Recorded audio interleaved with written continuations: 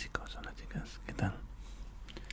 Pues hoy os traigo un capítulo muy especial, o al menos un vídeo muy especial, que es el último vídeo leyendo Breve Historia de la Química, que es tan breve que se ha alargado como 2 años. En fin, ya sabéis que aquí abajo tenéis los enlaces para los canales de SMR que yo veo. También tenéis el enlace para mi Instagram y también tenéis el enlace para haceros miembros de mi canal. Si alguien quiere, hay 3 niveles diferentes en los cuales uno puede entrar. En fin, procedamos a finalizar ya con esta serie. Los que veáis este vídeo seréis pocos, lo sé, pero no importa. Seréis los escogidos. Isótopos. Pero todo esto creaba un serio problema. ¿Qué hacer con los diversos productos de desintegración del uranio y del torio? Había docenas de ellos, pero como mucho existían 9 sitios en la tabla periódica, desde el polonio de número atómico 84 hasta el uranio de número atómico 92. ¿Dónde colocarlos? Como ejemplo específico, digamos que el átomo de uranio, número atómico 92, emitía una partícula alfa y el número atómico de lo que quedaba del átomo se convertía por lo tanto en 90, según la regla de Soddy. Esto significaba que se había formado un átomo de torio. Sin embargo, mientras que el torio producido a partir del uranio tenía una vida media de 24 días, el torio ordinario tenía una vida media de 14.000 millones de años.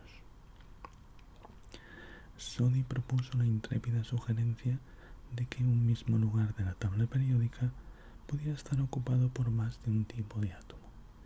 El lugar número 90 podía encerrar diferentes variables de torio, el lugar número 82 diferentes variedades de plomo, y así sucesivamente. Denominó a estas variedades atómicas que ocupaban el mismo lugar isótopos, de la palabra griega que significa mismo lugar. Los diferentes isótopos en un lugar dado de la tabla tendrían el mismo número atómico y en consecuencia el mismo número de protones en el núcleo y el mismo número de electrones en la periferia. Los isótopos de un elemento tendrían las mismas propiedades químicas, al depender dichas propiedades del número y la disposición de los electrones en los átomos. Pero en ese caso, ¿cómo explicar las diferencias en las propiedades radiactivas y en el peso atómico? El peso atómico podría representar la clave de la diferencia. 100 años antes, Prout había propuesto su famosa hipótesis de que todos los átomos estaban compuestos de hidrógeno, de modo que todos los elementos tendrían un peso atómico entero. El hecho de que la mayoría de los pesos atómicos no sean enteros parecía haber destruido esta hipótesis.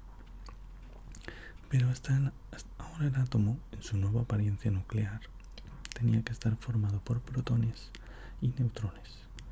Los protones y los neutrones tienen aproximadamente la misma masa y por tanto todos los átomos deben tener pesos que sean múltiples enteros del peso del hidrógeno, formado de un solo protón. La hipótesis de Prout fue restablecida y en cambio se proyectaron nuevas dudas sobre los pesos atómicos. En 1912, J.J. Thomson, el descubridor del electrón, había sometido haces de iones de neón cargados positivamente a la acción de un campo magnético. El campo desviaba los iones de neón y los hacía incidir sobre una placa fotográfica. Un momento.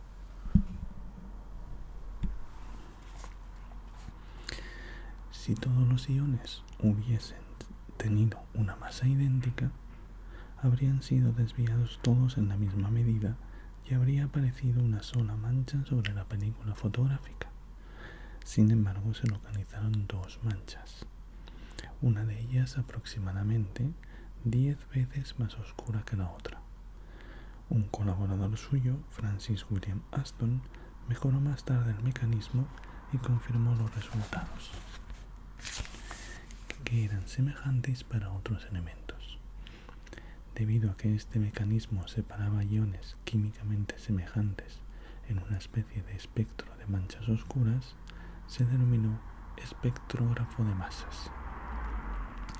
La magnitud de la desviación de iones de carga idéntica por un campo magnético depende de la masa del ion. Cuanto mayor es esta, menos se desvía.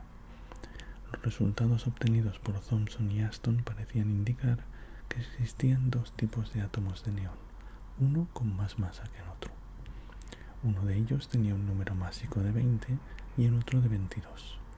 Como el neón 20 era 10 veces más abundante que el neón 22, a juzgar por las respectivas oscuridades de las manchas, parecía razonable que el peso atómico del neón fuese aproximadamente 20,2. En los últimos años se localizaron también muy pequeñas cantidades de neón 21. En otras palabras, los átomos individuales tenían masas que eran un múltiplo entero de la del átomo de hidrógeno, pero un elemento determinado, al estar formado por átomos de diferentes masas, tendría un peso atómico que sería un promedio del peso de dichos enteros, y en consecuencia no tenía que ser necesariamente un número entero. El promedio del peso de los isótopos de un átomo determinado puede ser mayor en algunos casos que el promedio del peso de un átomo con mayor número atómico. Por ejemplo, el teluro, de un número atómico de 52, posee 7 isótopos. De estos, los dos isótopos de más masa, el teluro 126 y el teluro 128, son los más abundantes. Por tanto, el peso atómico del teluro se convierte en 127,6. El yodo tiene el número atómico inmediatamente superior, el 53, pero está formado por yodo 127 solamente, y por tanto su peso atómico es 127. Cuando Mendeleev colocó el yodo después del teluro en su tabla periódica, invirtiendo el orden correspondiente al peso atómico, sin saberlo se estaba guiando en su lugar por el número atómico, y era la forma correcta de hacerlo. Veamos otro ejemplo. El potasio, número atómico 19, está formado por 3 isótopos, el potasio 39, el potasio 40 y el potasio 41. Pero el isótopo más ligero, potasio 39, es con mucho el más abundante. En consecuencia, el peso atómico del potasio es 39,1. El argón tiene un número atómico inferior, 18, y está formado también de 3 isótopos, argón 36, argón 38 y argón 40, el que más abunda. Así pues, el peso atómico del argón es aproximadamente de 40. Cuando Ramsay colocó el argón antes del potasio y no después, contradiciendo los pesos atómicos, también sin saberlo se estaba guiando por el número atómico. También estaba actuando correctamente. El uso del espectrógrafo de masas permitió determinar el peso atómico midiendo de hecho la masa de cada isótopo y la cantidad existente de cada uno de ellos, y tomando luego el promedio. Este método superaba en exactitud a los métodos químicos para la medición del peso atómico. Los diferentes isótopos de un elemento dado poseen el mismo número atómico, pero diferentes números másicos. Los diferentes isótopos tendrán el mismo número de protones en sus núcleos, pero diferente número de neutrones. Así, el neón 20, neón 21 y neón 22 tienen todos ellos 10 protones en su núcleo, de modo que todos tienen un número atómico de 10 y una disposición electrónica de 2, 8. Sin embargo, el neón 20 tiene un núcleo con 10 protones más 10 neutrones. El neón 21, uno con 10 protones más 11 neutrones. Y el neón 22, uno con 10 protones más 12 neutrones. La mayoría de los elementos, pero no todos, pueden dividirse de esta forma en isótopos. En 1935, el físico canadiense-americano Arthur Jeffrey Dempster halló, por ejemplo, que el uranio, tal como se presentaba en la naturaleza, era una mezcla de dos isótopos, a pesar de que su peso atómico se aproximaba a un número entero, 238,07. Se debía precisamente a que uno de los isótopos existía en una proporción mucho mayor. Un 99,3% de los átomos de uranio tenían núcleos formados por 92 protones y 146 neutrones, o lo que es lo mismo, un número másico de 238. Se trataba de los átomos de uranio 238. El 0,7% restante, en cambio, poseía 3 neutrones menos y constituían los átomos de uranio 235. Puesto que las propiedades radiactivas dependen de la constitución de los núcleos atómicos y no de la disposición electrónica, los isótopos de un elemento podían ser químicamente semejantes, pero bastante diferentes desde el punto de vista de su radioactividad. Así, mientras que el uranio 238 tenía una vida media de 4.500 millones de años, la del uranio 235 era solo de 700 millones de años. Además, ambos son padres de series radiactivas diferentes. Existían razones teóricas para suponer que el propio hidrógeno, el elemento más simple, podía estar compuesto de un par de isótopos. Los átomos de hidrógeno ordinarios con núcleos formados por un solo protón constituyen el hidrógeno 1. Pero en 1931, el químico americano Harold Clayton Urey evaporó lentamente 4 litros de hidrógeno líquido en el supuesto de que si existía algún isótopo de hidrógeno más pesado, tendría un punto de ebullición más alto y evaporaría más lentamente, con lo que se acumularía en el residuo. Efectivamente, en el centímetro cúbico final de hidrógeno, Urey pudo detectar signos inequívocos de la existencia de hidrógeno 2, cuyo núcleo se componía de un protón más un neutrón. El hidrógeno 2 recibió el nombre especial de deuterio. Tampoco el oxígeno se libraba. En 1929, el químico americano William Francis Cloke logró demostrar que el oxígeno estaba formado de 3 isótopos. La variedad más abundante, que comprendía cerca del 99,8% del total de átomos, era el oxígeno 16. Su núcleo contenía 8 protones más 8 neutrones.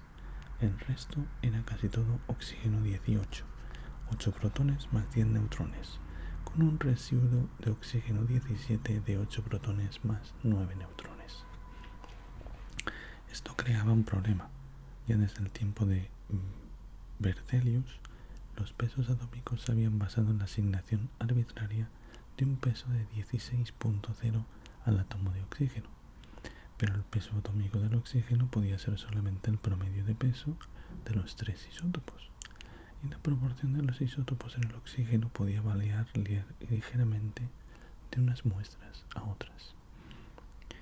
Los físicos procedieron a determinar los pesos atómicos estableciendo el de oxígeno 16 como igual a 16.0, y esto les proporcionó una serie de valores, el peso atómico físico, que eran uniformemente mayores en muy pequeña cantidad que los valores que habían estado utilizando y perfeccionando gradualmente a lo largo del siglo XIX, los pesos atómicos químicos. Pero en 1961, las organizaciones internacionales, tanto de químicos como de físicos, acordaron adoptar un peso atómico estándar, el del carbono 12, como exactamente igual a 12.0. Este nuevo valor estándar era casi exactamente el de los antiguos pesos atómicos químicos y sin embargo estaba vinculado a un solo isótopo y no al promedio de varios de ellos.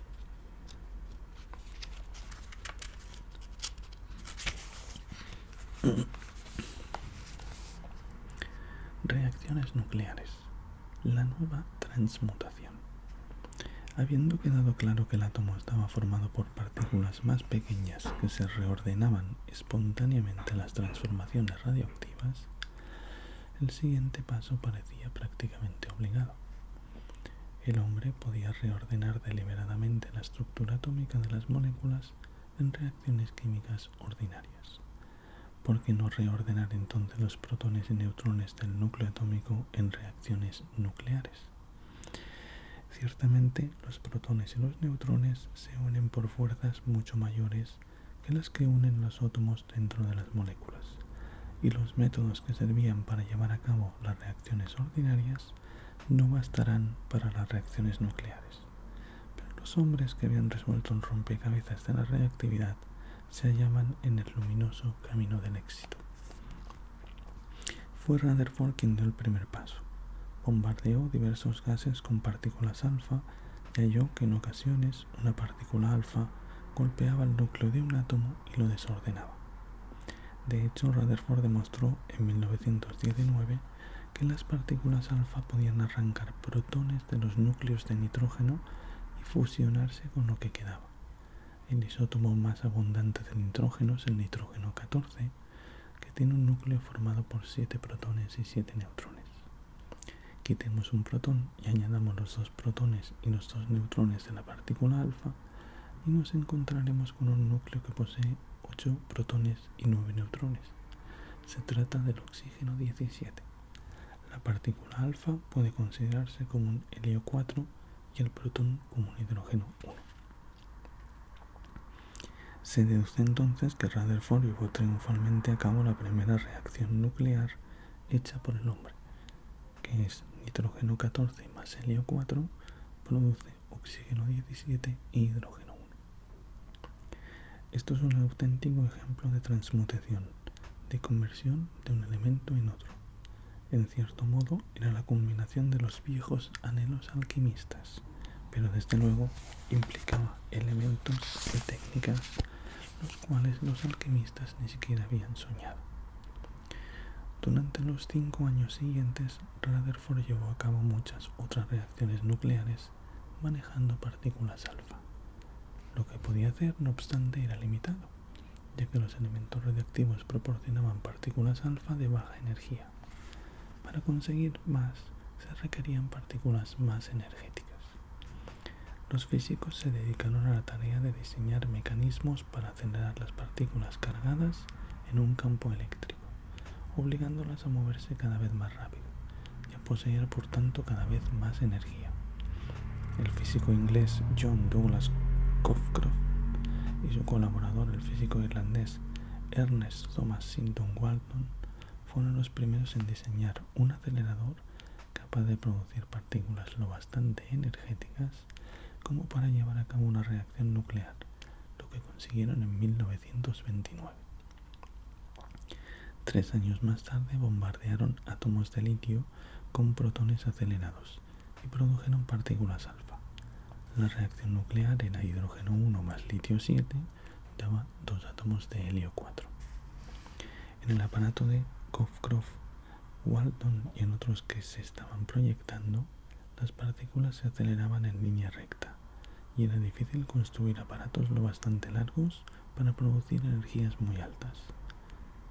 En 1930, el físico americano Ernest Orlando Lawrence diseñó un acelerador que obligaba a las partículas a moverse según una espiral que se ampliaba lentamente. Un ciclotrón relativamente pequeño de este tipo podía producir partículas energéticas. El primero y minúsculo ciclotrón de Lawrence fue el antecesor de los enormes instrumentos actuales de media milla de circunferencia, que se han utilizado para tratar de responder a las preguntas fundamentales relativas a la estructura de la materia. En 1930, el físico inglés Paul Adrien Maurice Dirac había propuesto razones teóricas para suponer que tanto los protones como los electrones debían poseer auténticos contrarios, antipartículas. El antielectrón debía poseer la masa de un electrón, pero estar cargado positivamente, mientras que el antiprotón tendría la masa de un protón, pero estaría cargado negativamente. El antielectrón fue detectado efectivamente en 1932 por el físico americano Carl David Anderson en su estudio sobre los rayos cósmicos. Cuando las partículas o los rayos cósmicos chocan con los núcleos atómicos en la atmósfera, se producen algunas partículas que giran en un campo magnético exactamente igual que los electrones, pero en sentido contrario. Anderson denominó positrón a la partícula de este tipo. El antiprotón se resistió a ser detectado durante otro cuarto de siglo. Como el antiprotón es 1836 veces más pesado que el antielectrón, se requiere 1836 veces más energía para su formación. Las energías necesarias no se originaron en dispositivos creados por el hombre hasta la década de los 50. Utilizando aceleradores gigantes, el físico italoamericano Emilio Sagre y su colaborador, el físico Owen Chamberlain, lograron producir y detectar el antiprotón en 1955. Se ha apuntado que muy bien pueden existir átomos en que los núcleos cargados negativamente, conteniendo antiprotones, estén rodeados por positrones cargados positivamente. Tal antimateria no podría existir mucho tiempo sobre la Tierra, o quizá en ninguna parte de nuestra galaxia, ya que a su contacto ambas, materia y antimateria, serían aniquiladas en una gran explosión de energía. Sin embargo, los astrónomos se preguntan si podrían existir galaxias enteras formadas por antimateria. Si así fuese, serían muy difíciles de detectar.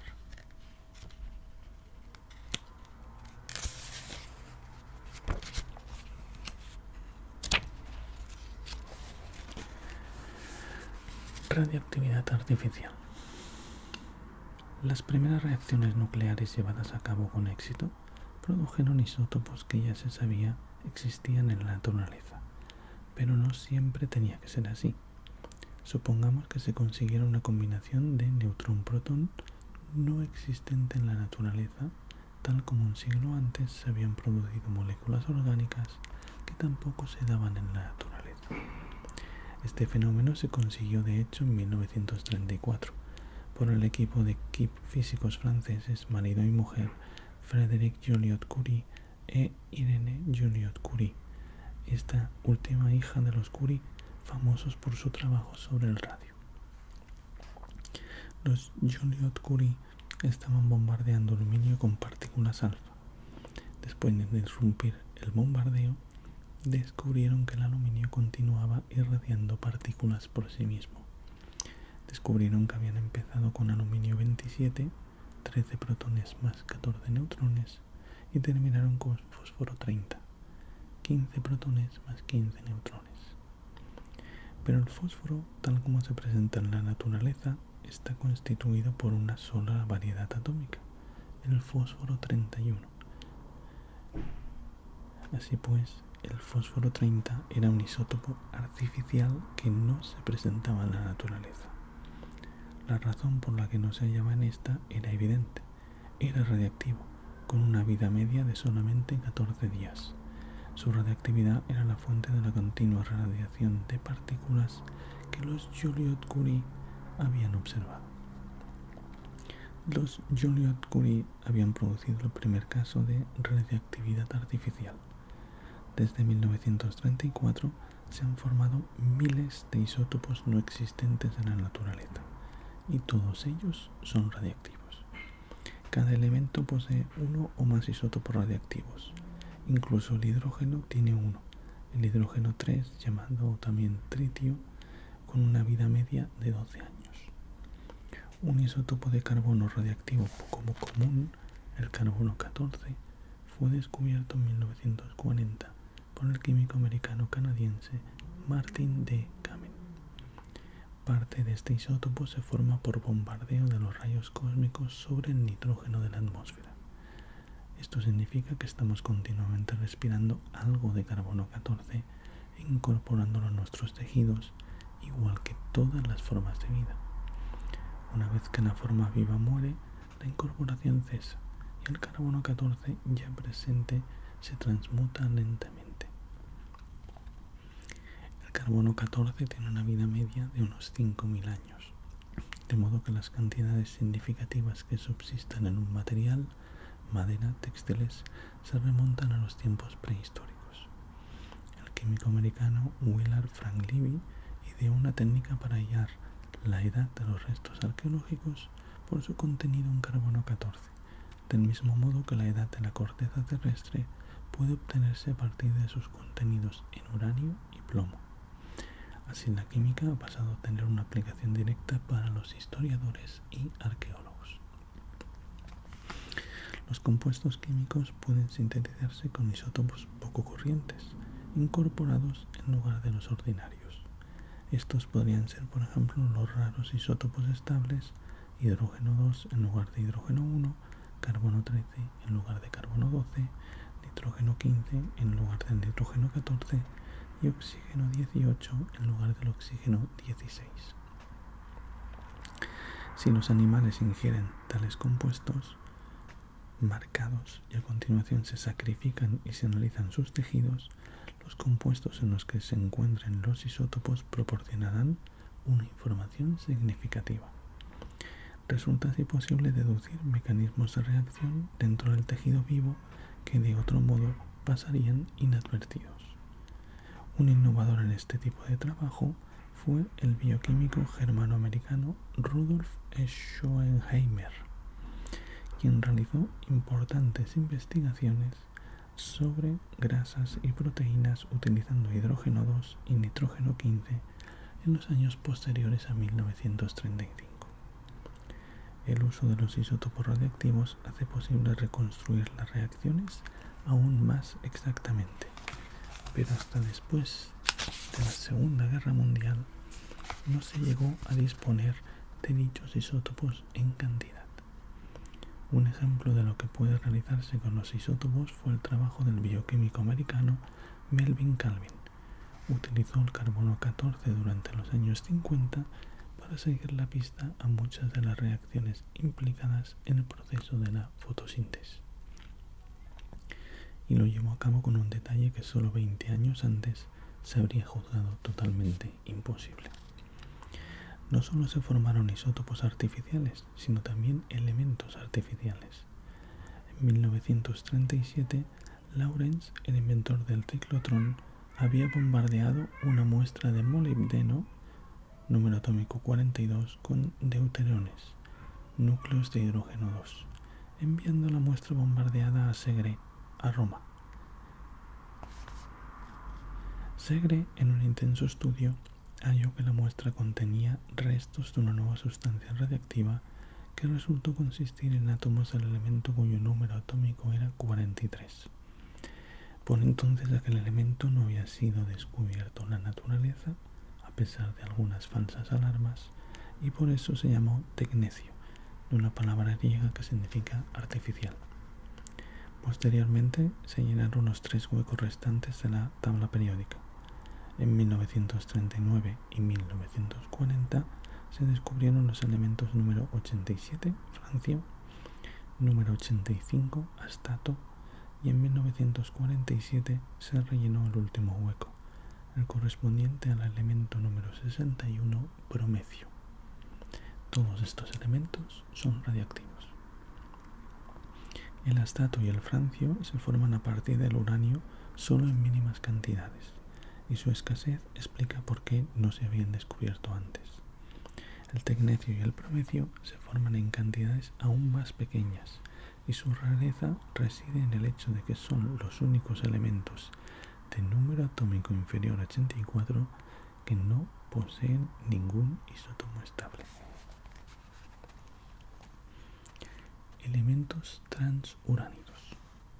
Las primeras partículas utilizadas para bombardear los núcleos atómicos estaban cargadas positivamente: el protón, el deuterón y la partícula alfa. Tales partículas cargadas positivamente son rechazadas por los núcleos atómicos cargados positivamente, ya que las cargas electrónicas del mismo signo se repelen entre sí. Hace falta mucha energía para obligar a las partículas rápidas y vencer la repulsión y chocar con los núcleos, y por eso las reacciones nucleares eran bastante difíciles de conseguir. El descubrimiento del neutrón abrió nuevas posibilidades. Como los neutrones no poseían carga, los núcleos atómicos no lo repelerían. Un neutrón podía chocar fácilmente con un núcleo atómico sin resistencia si el neutrón acertaba a moverse en la dirección correcta. El primero que investigó en detalle el bombardeo con neutrones fue el físico italiano Enrico Fermi. Comenzó su trabajo casi inmediatamente después de enterarse del descubrimiento del neutrón.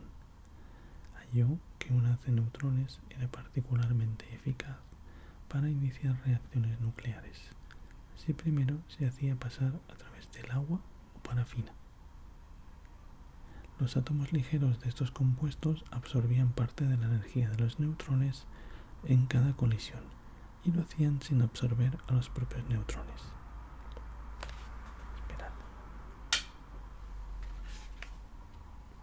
De este modo los neutrones eran frenados hasta que se movían solo con la velocidad normal de las moléculas a la temperatura ambiente. Tales neutrones térmicos permanecían en las proximidades del núcleo determinado durante una fracción de segundo más larga y eran absorbidos con más probabilidad que los neutrones rápidos. Cuando un neutrón es absorbido por un núcleo atómico, dicho núcleo no se convierte necesariamente en un nuevo elemento. Puede convertirse simplemente en un isótopo más pesado. Así, si el oxígeno 16 ganase un neutrón con un número de masa de 1, pasaría a oxígeno 17. Sin embargo, al ganar un neutrón, un elemento puede convertirse en un isótopo radiactivo. En ese caso se descompondrá emitiendo por lo general una partícula beta, lo que según la regla de Soddy significaría que habría pasado a ser un elemento situado un puesto más alto en la tabla periódica. Así, si el oxígeno 18 gana un neutrón, pasaría a oxígeno 19 radiactivo. Este isótopo emitiría una partícula beta y se convertiría en flúor 19 estable. De este modo, el oxígeno se habría convertido en otro elemento por bombardeo neutrónico. En 1934 se le ocurrió a Fermi bombardear el uranio con neutrones para ver si podía producir átomos más pesados que el uranio. En aquella época el uranio tenía el mayor número atómico de la tabla periódica, pero ello podía significar simplemente que los elementos de número atómico mayor tuviesen vidas medias demasiado cortas para haber sobrevivido al largo pasado histórico de la Tierra. Al principio, Fermi creyó realmente que había sintetizado el elemento número 93, pero los resultados que obtuvo eran confusos y condujeron a algo mucho más espectacular, como se describirá en breve. Estos otros hallazgos distrajeron la atención durante algunos años de la posible formación de elementos transuránicos. Sin embargo, en 1940, el físico americano Edwin Mathison Macmillan y su colaborador el químico Philip Hodge Abelson, en su trabajo sobre el bombardeo neutrónico del uranio, detectaron de hecho un nuevo tipo de átomo. Al ser estudiado, resultó corresponder al del número atómico 93 y lo denominaron neptunio. Incluso el isótopo del neptunio de más larga vida, el neptunio 237, tenía una vida media ligeramente superior a 2 millones de años. No lo bastante larga como para permitirle sobrevivir a través de la larga historia de la Tierra. El neptunio 237 era el antecesor de una cuarta serie radiactiva. A Macmillan se le unió entonces el físico americano Glenn Theodore Seaborg y juntos formaron e identificaron el plutonio, elemento número 94, en 1941. Bajo la dirección de Seaborg, un grupo de científicos de la Universidad de California, durante los siguientes 10 años, aisló una media docena de nuevos elementos: americio, curio, berkelio, californio, einsteinio y fermio. No parecía haber razones para suponer que ningún número atómico representase un máximo absoluto. Sin embargo, cada elemento era más difícil de formar que el anterior y se producía en cantidades más pequeñas. Y lo que es más, las vidas medias se hacían tan cortas que lo que se formaba se desvanecía cada vez más rápidamente. No obstante, en 1955 se formó el mendelevio, en 1957 el novelio y en 1961 el laurencio. En 1964 los físicos rusos publicaron la obtención del elemento número 104 en cantidades muy pequeñas. Seaborg y su grupo descubrieron que los elementos transuránidos eran tan semejantes entre sí como las tierras raras. Y por la misma razón, nuevos electrones se añaden a una capa electrónica interna, dejando a la capa electrónica más externa con un contenido constante de 3 electrones. Los dos grupos de elementos semejantes se diferencian denominando al más antiguo, que comienza con el lantano, el de los lantánidos, mientras que el más moderno, que comienza con el actinio, es el de los actínidos. Con el descubrimiento del laurencio se habían formado todos los actínidos. Se espera que el elemento número 104 tenga propiedades bastante diferentes a la de los actínidos.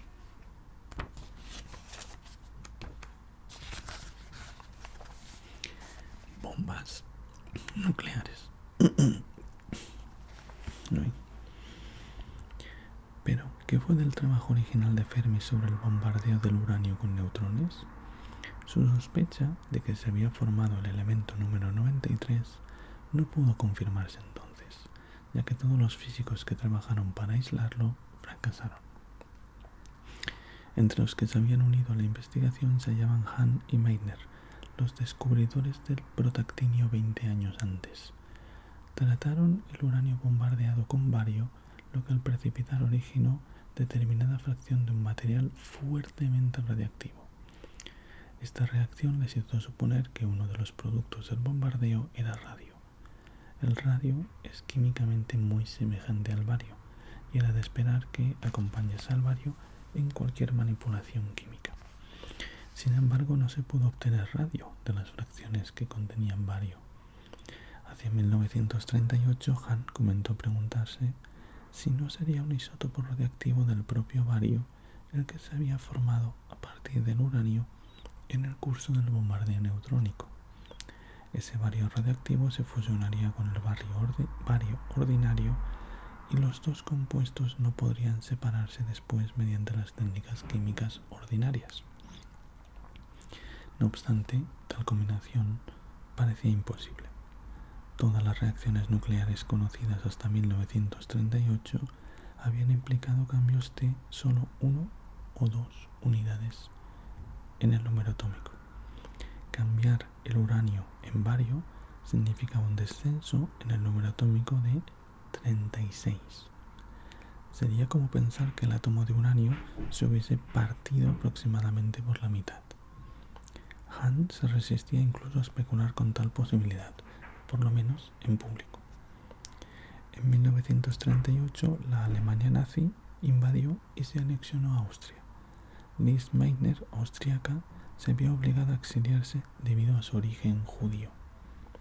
Desde su lugar de exilio en Suecia, los peligros que había pasado debieron hacer que los relacionados con el riesgo de cometer un error científico pareciesen realmente pequeños, y publicó la teoría de Hahn de que los átomos de uranio, al ser bombardeados con neutrones, sufrían una fisión.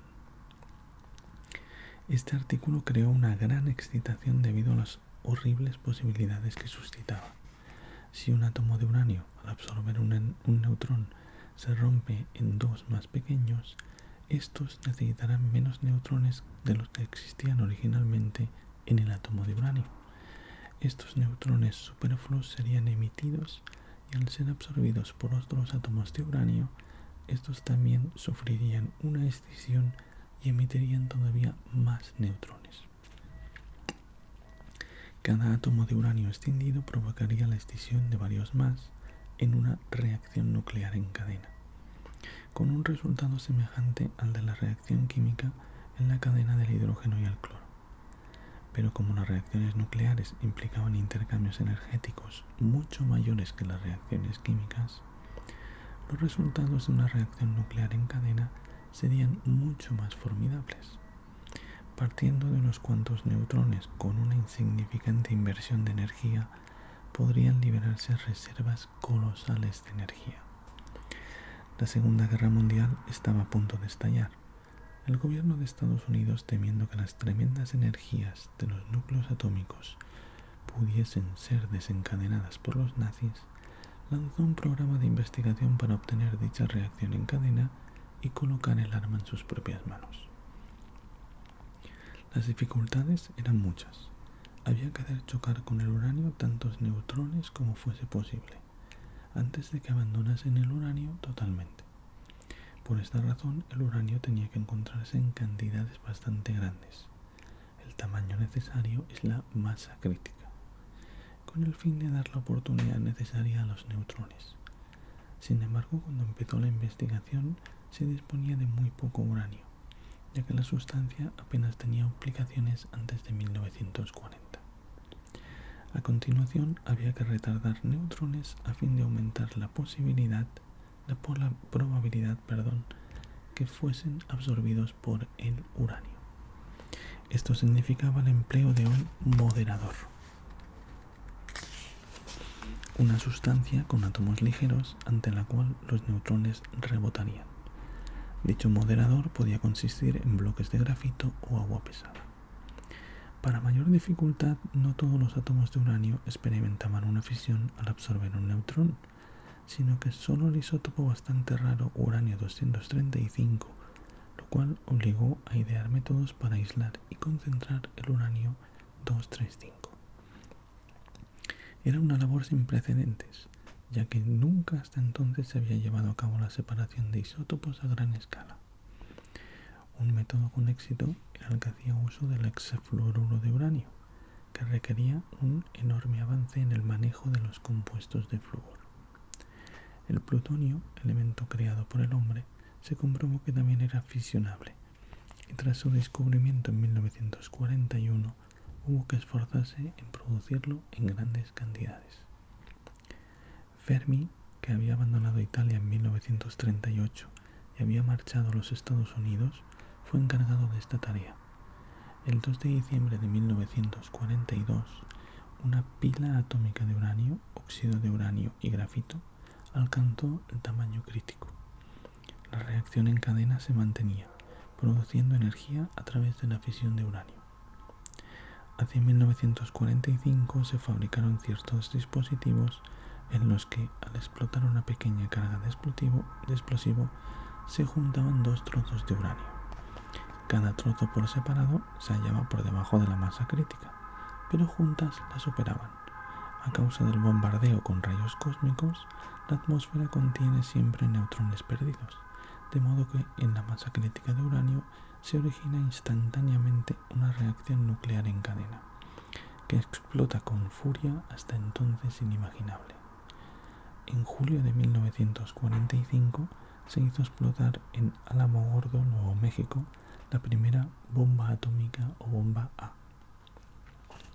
Un mes después se fabricaron e hicieron explotar dos bombas más sobre Hiroshima y Nagasaki, en Japón, al final de la Segunda Guerra Mundial. Sin embargo, la fisión del uranio no se utiliza exclusivamente para destruir. Cuando la producción de energía se logra mantener constante y a un nivel seguro, la fisión puede utilizarse con fines constructivos. Las pilas atómicas, rebautizadas más exactamente como reactores nucleares, han proliferado durante los años 50 y 60. Se utilizan para propulsar submarinos y barcos de superficie y también para producir energía en forma de electricidad con fines civilizados.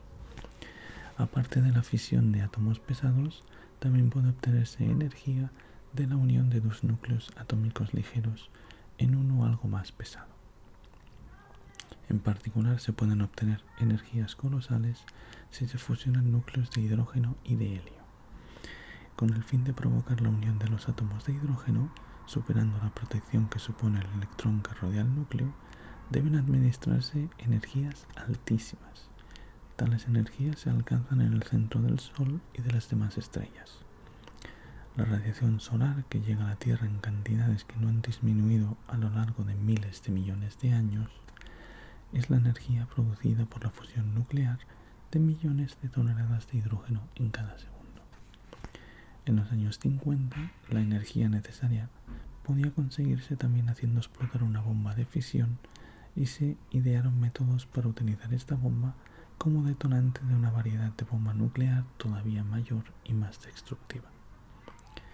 El resultado fue lo que se conoce indistintamente con el nombre de bomba de hidrógeno, bomba H, ingenio termonuclear o más exactamente bomba de fusión.